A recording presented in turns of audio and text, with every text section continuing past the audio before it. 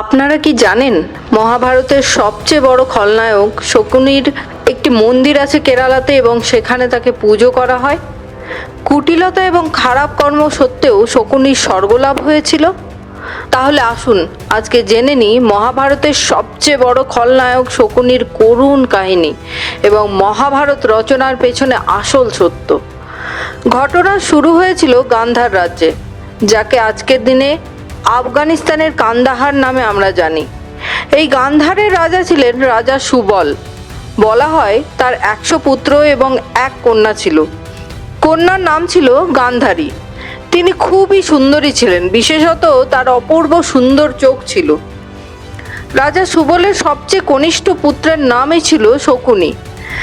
একবার রাজা সুবল এক যজ্ঞের আয়োজন করেন। সেখানে এক সন্ন্যাসী আসেন, যিনি রাজা সুবলকে জানান যে তার কন্যা গান্ধারীর ভাগ্যে এক গ্রহ দোষ আছে, যার ফলে গান্ধারীর সাথে বিয়ের পরেই তার প্রথম স্বামীর মৃত্যু হয়ে যাবে। এই কথা শুনে রাজা সুবল খুবই দুঃখিত হয়ে পড়েন। উপায় হিসাবে তিনি গান্ধারীর বিবাহ একটি ছাগলের সাথে দিয়ে দেন। কিছুদিন পরেই সেই ছাগলের মৃত্যু হয়ে যায়।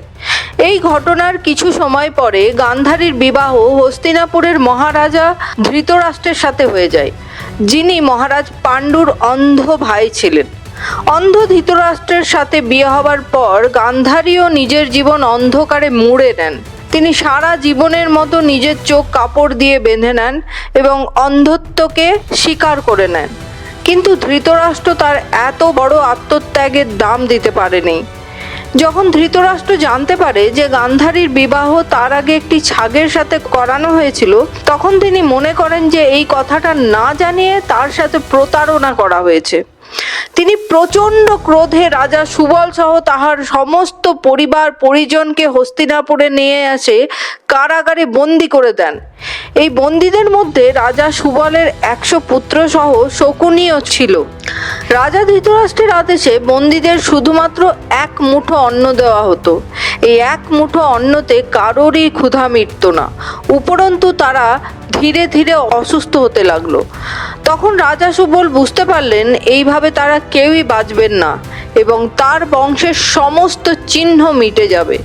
তাই তিনি সকলের সাথে পরামর্শ করে ঠিক করলেন এই 1 মুঠো অন্ন শুধু একজনই খাবে এবং সে হবে শকুনি, কারণ তিনি জানতেন তার সমস্ত পুত্রদের মধ্যে শকুনিই ছিল সবচেয়ে বুদ্ধিমান। তাই তিনি স্থির করেছিলেন তাদের জীবনের পরিবর্তে শকুনির জীবন বাঁচাতে হবে প্রতিশোধ নেওয়ার জন্য।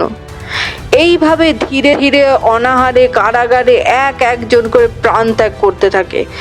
একমাত্র শকুনি রোজ 1 মুঠো করে অন্ন খেয়ে বেঁচে থাকে। রাজা সুবল শকুনির কাছে শপথ নেন যে শকুনি এই কারাগার থেকে মুক্তি পাবার পরেও তার সমস্ত পরিবারের বলিদানের কথা আজন্ম ভুলবে না এবং কুরু বংশকে ধ্বংস করাই তার জীবনের একমাত্র উদ্দেশ্য হবে। রাজা সুবল মারা যাবার আগে শকুনিকে বলেন তার মৃত্যুর পর তার মেরুদণ্ডের হাড় দিয়ে শকুনি যেন 2টো পাশা বানায়। এই পাশার এক অলৌকিক ক্ষমতা থাকবে।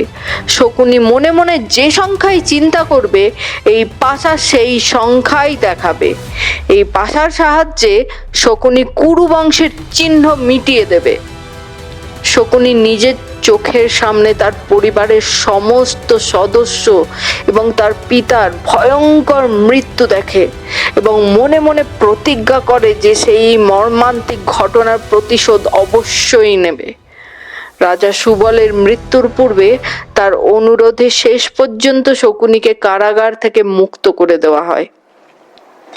কারাগার থেকে মুক্তি পাওয়ার পরে শকুনি হস্তিনাপুরেই থেকে যায় এবং ধীরে ধীরে রাজা ধৃতরাষ্ট্র এবং দুর্যোধনের বিশ্বাস জয় করতে থাকে।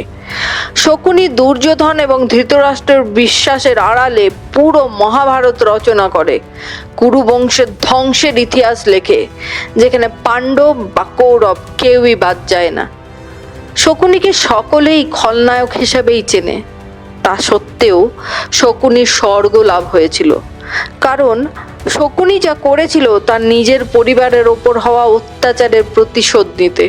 শকুনি তার পিতাকে দেওয়া প্রতিজ্ঞা রক্ষার জন্য যা যা করা ঠিক মনে হয়েছিল তাই করেছিল এবং শেষে নিজের জীবনও দিয়ে দিয়েছিল।